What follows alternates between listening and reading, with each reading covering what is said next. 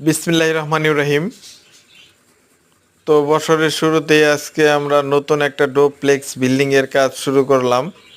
তো আজকে আমাদের প্রথম ভেজ ঢালাই শুরু হচ্ছে। আপনারা দেখতে পাচ্ছেন যে এই ঢালাইয়ের সময় অনেক মালিক আছে যে তারা প্রথমে একটুখানি মিষ্টি মুখ করানোর চেষ্টা করে। তো আমরা মিলাদ শেষে এই যে যিনি ঢালাই দিছে উনি হচ্ছে মাহাজনের ছেলে।